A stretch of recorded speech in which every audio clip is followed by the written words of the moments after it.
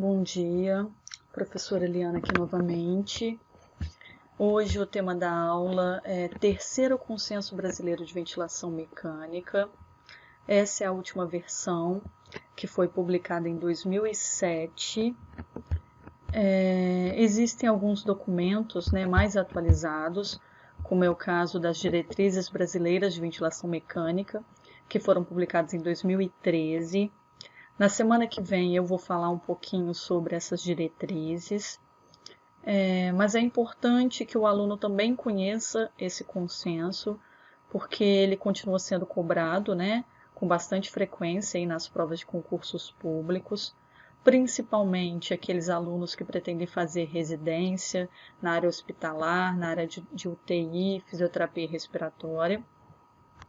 Então, eu recomendo que estudem esses consensos, essas diretrizes. Nessa aula, eu vou abordar os principais tópicos do consenso. Grifei dentro do texto alguns conteúdos que eu considero mais importantes, mas eu sugiro também que o aluno vá lá no Google, digite Terceiro Consenso Brasileiro de Ventilação Mecânica, e aqui nessa primeira opção que vai aparecer, do Cielo, o aluno ele pode baixar e ter acesso ao documento na íntegra, que é esse documento aqui, com 17 páginas, e que nós iremos estudar a seguir. O consenso, ele inicia falando dos princípios da ventilação mecânica, a definição, os objetivos, a classificação, ventilação mecânica invasiva, ventilação não invasiva. Nessa parte eu não grifei nenhum conteúdo do texto, porque eu considero que é uma parte mais introdutória. Ela não costuma ser cobrada aí em provas com tanta frequência. Mas logo em seguida, a gente tem as indicações da ventilação mecânica. Aí sim, esse conteúdo é muito importante. As provas elas abordam aí com frequência indicações e contraindicações de ventilação mecânica, parâmetros. Aqui eu grifei de amarelo as principais palavras, Então, a ventilação mecânica ela é indicada nos casos de parada cardiorrespiratória, hipoventilação e apneia, insuficiência respiratória, falência mecânica do aparelho respiratório. Essa falência ela pode ser provocada por fraqueza muscular, paralisia, doenças neuromusculares, comando respiratório instável, naqueles casos de AVC, de trauma craniano. A ventilação mecânica também é indicada para prevenir complicações respiratórias, principalmente naqueles pacientes que foram submetidos a cirurgias, Então, pós-operatório de cirurgias torácicas, abdominais, pacientes com parede torácica instável e, por fim, é indicada naqueles casos onde há redução do trabalho muscular respiratório e fadiga muscular. Concluindo, o paciente que tem indicação de ventilação mecânica é aquele que desenvolveu uma insuficiência respiratória e que não consegue manter valores, concentrações adequadas de oxigênio e de gás carbônico sanguíneos, de gases sanguíneos que nós falamos. E que isso muitas vezes está presente, demonstrado para a gente quando a gente tem uma alteração na gasometria arterial. O próximo tópico aqui são os parâmetros, que irão indicar a necessidade de suporte ventilatório. Então, nessa tabela, nós temos os parâmetros, os valores normais e os valores que são considerados indicação de ventilação mecânica. Por exemplo, a frequência respiratória, o valor normal é de 12 a 20 incursões respiratórias por minuto, e aqueles pacientes que estão taquipneicos, que possuem uma frequência respiratória muito alta, acima de 35, eles possuem indicação de ventilação mecânica. Assim como o volume corrente, o volume normal é de 5 a 8.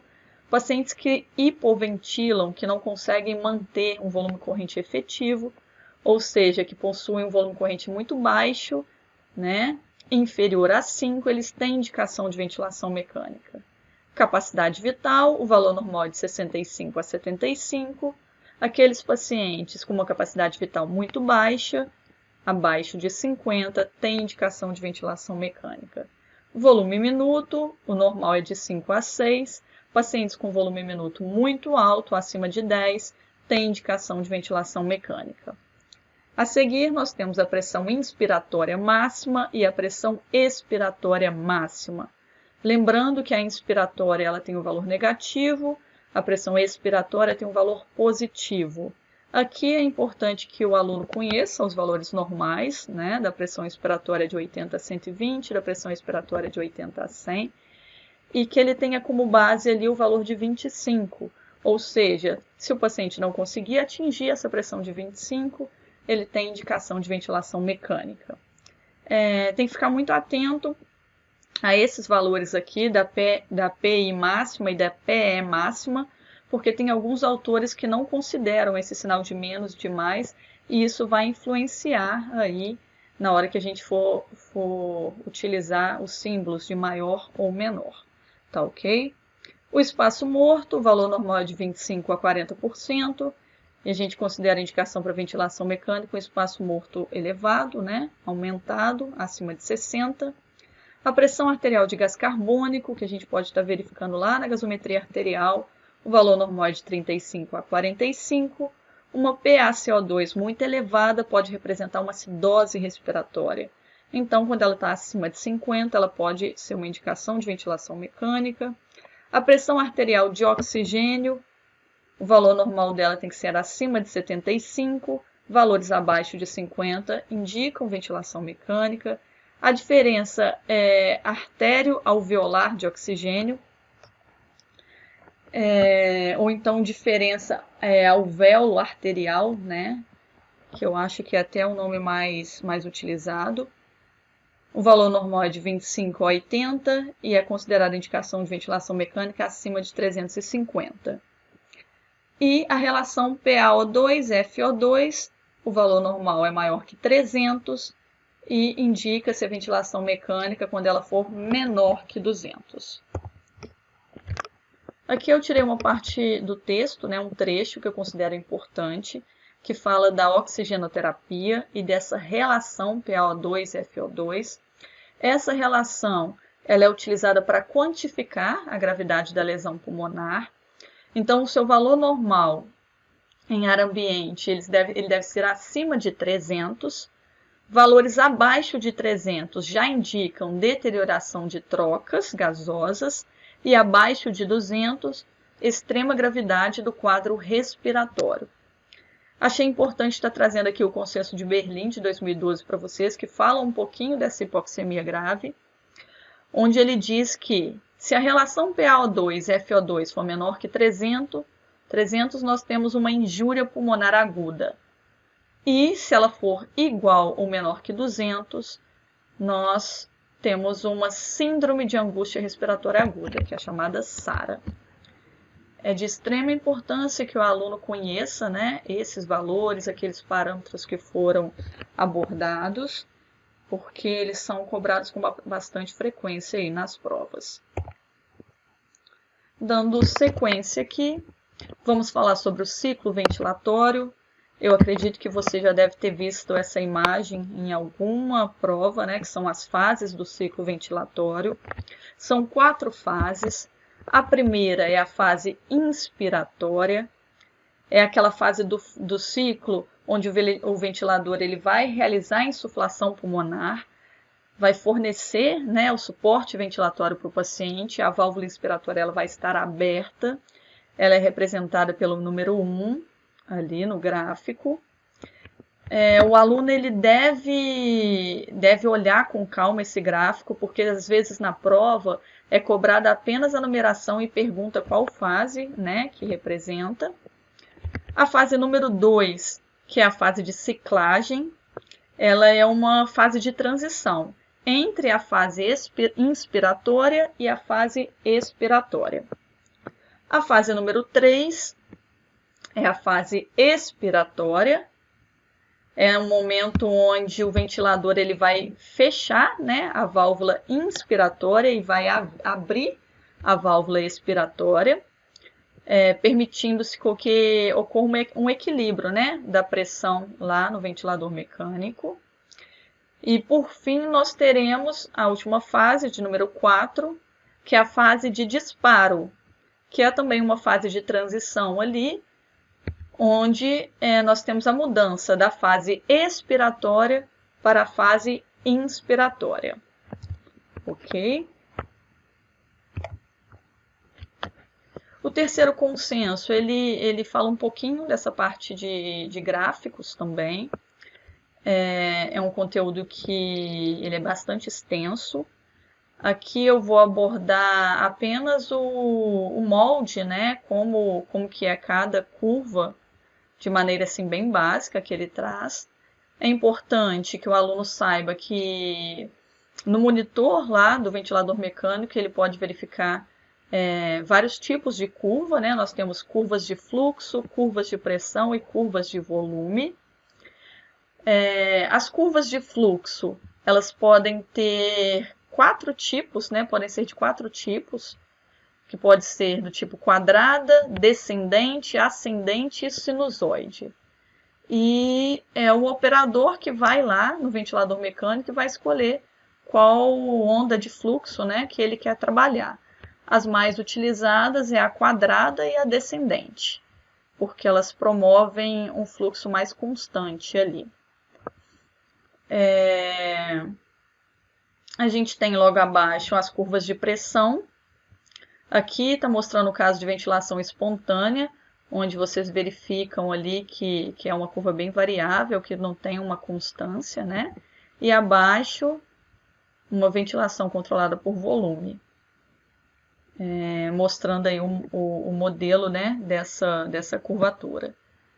E ao lado, a curva de volume, que ela é bem parecida ali com a curva de pressão, também para que vocês consigam aí, se cair em prova alguma questão relacionada ao tipo de onda, que vocês consigam identificar se é uma curva de fluxo, de pressão ou de volume. Mas como eu falei, é um assunto assim que eu pretendo estar abordando mais para frente, detalhar com mais calma, porque é importante estar visualizando na tela ali do ventilador e do computador para facilitar o aprendizado. Assim fica um pouquinho difícil de estar abordando.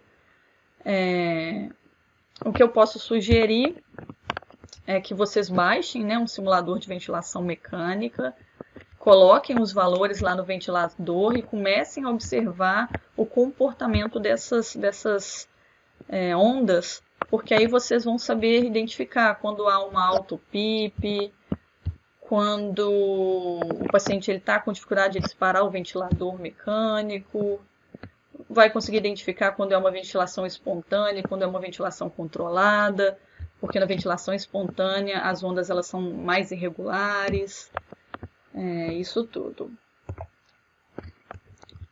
Peguei uma outra parte do texto que eu considero importante também, que ainda está dentro dessa parte de curvas de pressão.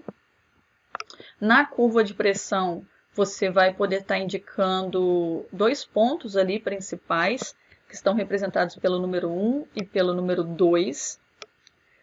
Já vi várias provas com essa imagem e perguntando o que representa o número 1 ou o que representa o número 2. Então é importante que o aluno saiba e estude isso. O ponto 1 ali do gráfico, ele vai representar a pressão de pico, ou então pico de pressão, né? Essa pressão de pico, ela vai sofrer interferência tanto do fluxo como da variação do volume, o que nós chamamos de pressão resistiva e de pressão elástica. Já o ponto 2 é a pressão de platô das vias aéreas, e elas já representam um equilíbrio ali do sistema respiratório, um equilíbrio de pressões ali no sistema respiratório. Basta então, ao verificar essa imagem na prova, você identificar o que representa o ponto de número 1, que é a pressão de pico, e o ponto de número 2, que é a pressão de platô. Em vários casos aí você consegue responder facilmente a questão. Por fim, nós temos os modos ventilatórios convencionais, que são os modos de ventilação mecânica. Nós vamos iniciar aqui falando da ventilação mandatória contínua. É o modo que a gente fala que é controlado a volume, também chamado de VCV, ventilação controlada a volume. E aqui do lado a gente tem o modo assistido. Nesse primeiro modo aqui que é controlado, como o próprio nome diz, você tem um volume controlado, um volume constante. E a sua pressão é variável. Então, nesse modo ventilatório, a gente tem que ter muito cuidado com os níveis de pressão, né? Porque como ela é variável, se o ventilador atingir uma pressão muito alta, o paciente ele pode ter um barotrauma. Então, a gente tem que estar atento, né, aos valores, limitando alguns parâmetros, para a gente evitar essas complicações aí. No modo VCV, você vai fixar, então, vai estipular lá a frequência respiratória, o volume corrente que você vai ofertar e o fluxo inspiratório. O disparo do ventilador, né, o início ali da liberação daquele fluxo, ele vai ocorrer de acordo com a frequência respiratória que você pré-estabelecer. Então, por exemplo, se você colocar uma frequência respiratória de 12 incursões respiratórias por minuto, esse disparo, né, vai ocorrer a cada 5 segundos, para garantir essa frequência. Então, é só pegar os 60 e dividir por 12 ali, né, os 60 segundos, que representam 1 minuto, dividir por 12 e você vai achar que o disparo ocorrerá a cada 5 segundos. O que muda por modo assisto controlado? Nesse modo assisto controlado, você também vai fixar o volume corrente, o fluxo, isso tudo é fixado. Porém, como ele é um modo assistido, se o paciente não atingir determinado valor que foi lá pré-estabelecido, o aparelho ele é disparado automaticamente para manter, né, aquele volume corrente, aqueles parâmetros que foram pré-determinados ali. É indicado, então, que você estabeleça uma frequência mínima, respiratória mínima ali, que vai ser indicada pelo operador, e nos casos onde o paciente ele não atingir aquela frequência, o ventilador mecânico ele dispara, fornecendo o fluxo respiratório. Nós temos o modo controlado à pressão, que nós chamamos também de PCV. Nesse modo, diferente daquele de volume lá que nós falamos, a pressão vai ser constante e o volume que vai ser variável, tá? Então, nesse modo, você vai estipular lá a frequência respiratória, o tempo inspiratório, então a relação tempo inspiratório, tempo expiratório, e você vai limitar a pressão inspiratória também. A ciclagem nesse modo, ela vai ser uma ciclagem a tempo, então ela vai acontecer de acordo com o tempo inspiratório. Ok? Aqui do lado nós temos a pressão controlada também, que é igual ao caso anterior. Se o paciente ele não atingir determinado parâmetro, em determinado tempo, ele recebe uma pressão de suporte que é disparada, né, pelo próprio ventilador ali. Por isso que o modo é assistido. Nós colocamos alguns parâmetros, mas se o paciente não consegue atingir, o ventilador ele dispara de forma a ofertar aquela pressão. Nós temos a ventilação mandatória intermitente, que é como se fosse um tipo de ventilação assistida também. A mais comum é a SINV, que é a mandatória, que é a ventilação mandatória intermitente sincronizada, né? A sigla é SINV. Nesse tipo de ventilação, o ventilador ele vai oferecer os ciclos, né, mandatórios e você vai determinar a frequência, só que ele vai permitir também ciclos espontâneos do paciente. Ele vai ser programado para ventilar de determinada forma, mas ele vai permitir que de forma sincronizada ali, em determinados períodos, o paciente entre e respire espontaneamente. Nós temos também a ventilação com pressão de suporte, que é a chamada PSV, Esse já é um modelo de respiração espontânea. Então, é o paciente que vai disparar o ventilador e que vai ciclar, né?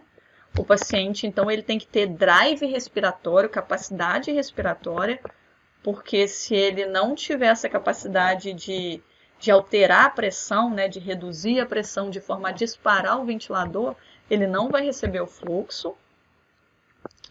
E com isso, como é uma respiração espontânea, quem tem o controle da frequência respiratória, do tempo respiratório e do volume de ar ali que vai estar sendo movimentado é o próprio paciente. Eu esqueci de falar, na PSV é um modo que é mais utilizado nos casos assim que o paciente já está preparando talvez para o desmame, já está conseguindo respirar espontaneamente. E por fim, a gente tem a pressão positiva contínua nas vias aéreas, que é o chamado CPAP. O ventilador ele vai estar ofertando, né, como o nome diz aí, uma pressão contínua, uma pressurização a todo tempo ali para o paciente. Só que ele vai permitir, né, que o paciente ventile espontaneamente. No caso aqui não é nem permitir, o paciente ele deve estar respirando espontaneamente e recebendo essa pressurização aí contínua como sendo de apoio, de suporte para que ele possa respirar melhor. Bom, vocês vão verificar que no terceiro consenso existem também alguns modos de ventilação mecânica, além desses tradicionais, que eles consideram novas modalidades, mas que ainda são pouco cobradas em provas, mas que vale a leitura, ok? Então, finalizamos mais uma aula e bom estudo a todos.